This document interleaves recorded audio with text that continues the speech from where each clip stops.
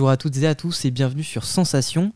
L'association Les Jeunes Ambitieux organise du 7 juillet au 1er septembre le Festival des Ambitieux où aura lieu un ensemble d'événements sportifs et ludiques pour transmettre de belles valeurs aux enfants et permettre à ceux qui ne partent pas en vacances de s'amuser tout en restant à Paris.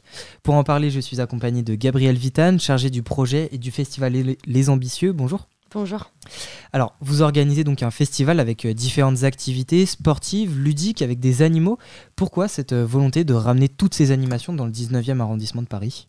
Alors, ce projet, en fait, il est né du constat que pendant l'été, à Place des Fêtes, qui a une configuration de Place des Fêtes, littéralement, comptait énormément d'enfants. En fait, on avait énormément d'enfants, que ce soit en bas âge ou en moyen âge, qui étaient là pendant tout l'été. Et du coup, on s'est dit, mais il y a quelque chose à faire. Nous, on est une association du quartier qui a été créée par quelqu'un qui habite justement sur la Place des Fêtes et qui a beaucoup de ces bénévoles qui habitent là-bas.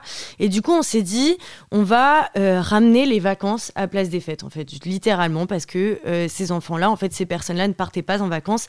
Et du coup, l'idée, c'était de proposer des activités qui soient complètement gratuites, qui puissent les occuper et qui soient encadrées pour profiter, en fait, de ce temps libre pour leur proposer des prestations de qualité, en fait, à l'image des fêtes de quartier qui sont parfois organisées par les institutions publiques, mais ce n'était pas encore le cas chez nous. Pouvez-vous nous en dire un peu plus sur les différentes animations dont les enfants pourront profiter ?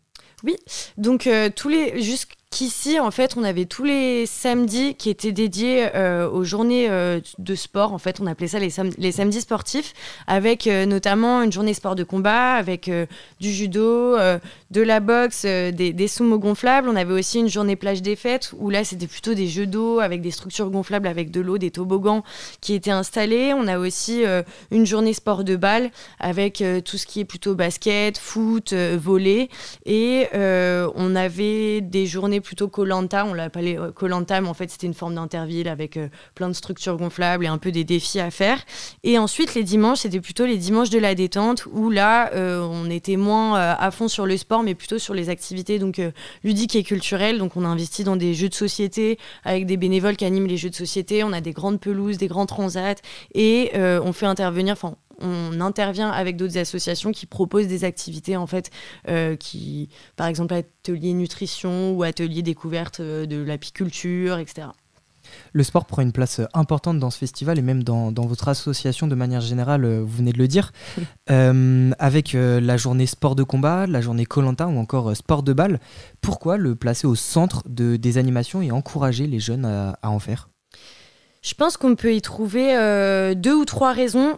Pour commencer, je dirais que en fait, le sport, ça permet quand même... ces pratiques sportives, ça permettait de faire découvrir des pratiques qu'ils n'auraient peut-être pas découvert en fait, eux-mêmes. Et ça permet de proposer de la boxe. Et comme c'est sur l'espace public, en fait, au milieu de la place, il y a beaucoup moins les questions d'autocensure, de je vais essayer, je vais pas essayer, c'est un sport de filles, c'est un sport de garçons. Donc on est là, en fait, on est sur place, ils veulent essayer... du foot féminin grâce à Graines de footballeuses qui sont intervenues par exemple. On avait un atelier exprès pour les filles pour jouer au foot et pareil pour la boxe, pareil pour le judo. Et du coup il y a ça, et ensuite il y a la transmission en fait des valeurs du sport, puisque c'est quand même un apprentissage de la vie, le sport, puisqu'on apprend l'humilité, on apprend le travail d'équipe, on apprend à respecter les règles. Donc c'est intéressant aussi de les mener sur le levier-là, et aussi parce que ce sont des bonnes activités et que c'était intéressant aussi de faire connaître les associations sportives en fait du quartier, puisqu'on a un écosystème, en fait, on a les mêmes publics, on connaît les mêmes enjeux, donc c'est intéressant qu'eux aussi ils puissent venir à leur rencontre directement. Et quel impact souhaitez-vous avoir sur votre quartier avec ce festival et les événements de ce style ? Je dirais que l'impact principal, c'est recréer et entretenir la solidarité. Je dirais surtout entretenir quand on parle de la Place des Fêtes, parce qu'on est sur un quartier où il y a déjà beaucoup de solidarité, mais recréer à l'échelle, par exemple, de Paris ou de manière générale, puisque c'est un quartier qui est super propice justement à ce que tout le monde se rencontre. Il y a toutes les niches socio-culturelles en fait là-bas, même si on a quand même, on reste parmi les derniers quartiers prioritaires de la ville, avec un taux de chômage beaucoup plus élevé que la moyenne nationale, beaucoup de familles monoparentales et toutes les difficultés que ça implique. Donc l'impact, c'était vraiment de mettre tous ces gens-là au même endroit, de leur proposer des activités et de recréer un espace agréable au sein de la ville, un espace collectif. En fait, aussi travailler avec les commerces et les associations du quartier qui sont intéressés par cette dynamique un peu collective. Et ouais, proposer des animations. Je pense que c'est déjà un bel objectif.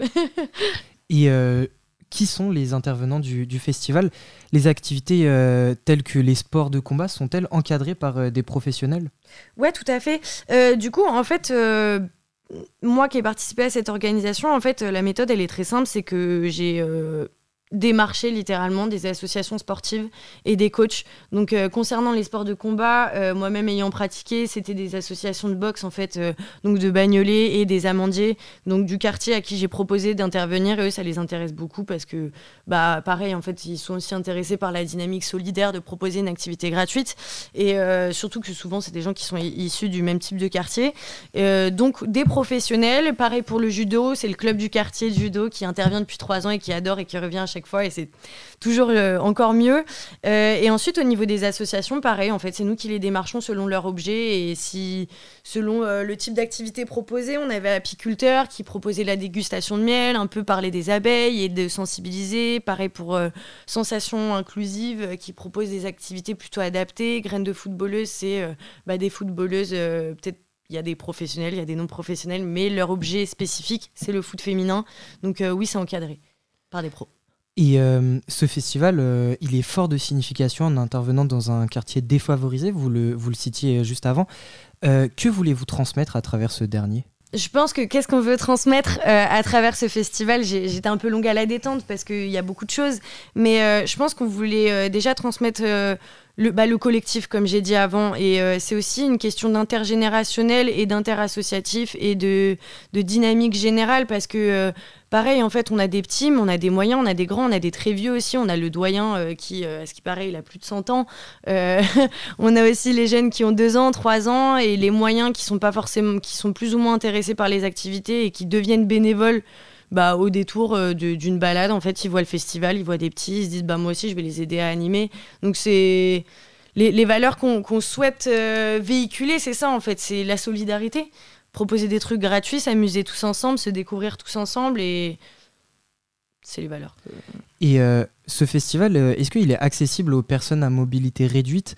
Peuvent-ils participer à certaines activités ? Alors, c'est un volet qu'on a essayé de développer.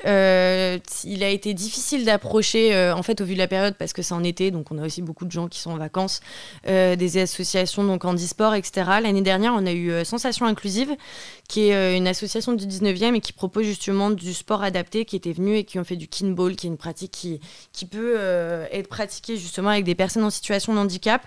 Après, sinon, de manière générale, en fait,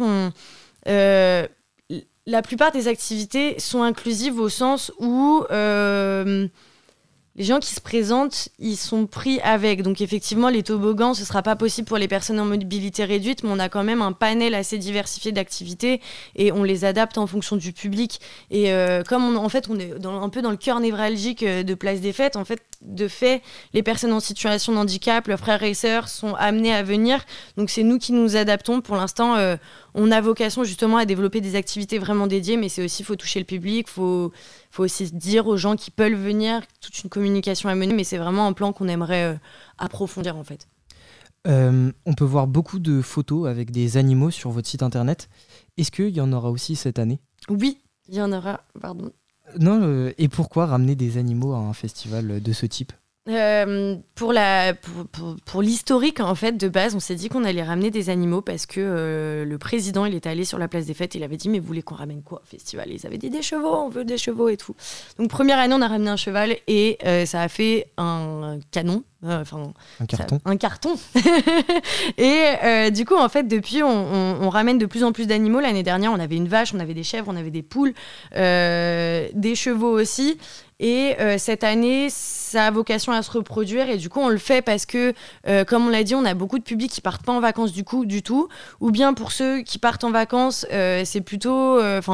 c'est pas toujours dans un coin de campagne. Tout le monde n'a pas son coin de campagne et c'est aussi ce qu'on essaie de mettre en avant. C'est-à-dire que là, on a des jeunes qui ne voient jamais d'animaux, presque, en fait. Donc, c'est super agréable, en fait, de ramener ces animaux-là. Et puis, quand je parle d'intergénérationnel, c'est là où on le voit le plus. C'est-à-dire que cette action de ramener des animaux, pouvoir permettre à des jeunes de faire du cheval, rien que le temps d'une balade autour de la place des Fêtes, ou de caresser les vaches, etc., ça bénéficie aux plus âgés qui sont super contents quand on les voit. Ils sont un peu gaga, quoi. Merci beaucoup Gabriel Vitane d'avoir été avec nous sur Sensation. Je le rappelle, vous pourrez retrouver toutes les informations concernant le Festival des Ambitieux sur leur site internet lesjeunesambitieux.fr. Et pour revoir ou réécouter cette émission, je vous donne rendez-vous sur notre site internet et notre application radiosensation.fr.